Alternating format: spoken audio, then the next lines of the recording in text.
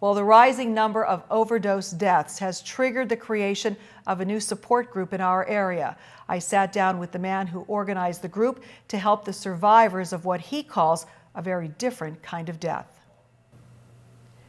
We all know there are many different support groups in our area for a variety of reasons, but a new one has developed because of the heroin and opioid addiction overdoses taking place in our area. And here to talk about this brand new effort that is underway is the man who launched it, Ed Pane. He is a licensed clinical social worker. He is also with Pane Counseling, Consulting, and Education in the Markle Building in downtown Hazleton, and a long-time worker in this field who knows a lot about this subject matter. Ed, thanks for coming here. This problem is growing so quickly, exponentially, that how do you deal with it? You know, pretty much where counselors are concerned, both here, Pathway to Recovery, and other agencies, you're trying to pull one life at a time out of a fire. It feels quite overwhelming and having a major impact. You know, I know the state is putting more energy into it, more money into it, and we certainly hope those things are going, but when it comes down to the life of a single individual, which is what inspired this group, you really are trying to save one life at a time, and in the case of this group, trying to treat the grief of one family at a time who've just lost someone. Wow, that's really horrible. So now this group has come together. You're already started meeting. So tell people who should come and when is it taking place? Well, first of all, it's important to know it's not a counseling group. Grief is something that has its own clock, its own rhythm. This is a support group to bring people together. The group there's no charge for this group, okay? No cost whatsoever.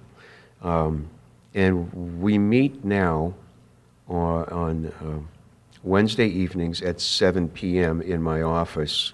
It's in the Markle Building at 8 West Broad Street in room 308. And I picked 7 o'clock because that's when the meters stop getting ticketed, so people don't have to worry about slugging meters in order to get in, and that was also a good convenient time for everyone.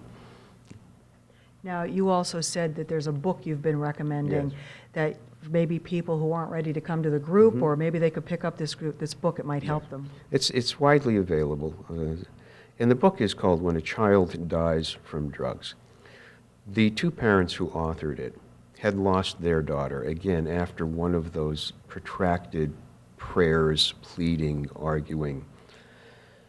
But when it occurred, it was blindsided by it, and then they sought others to whom they could relate, and they found there really weren't any organized groups.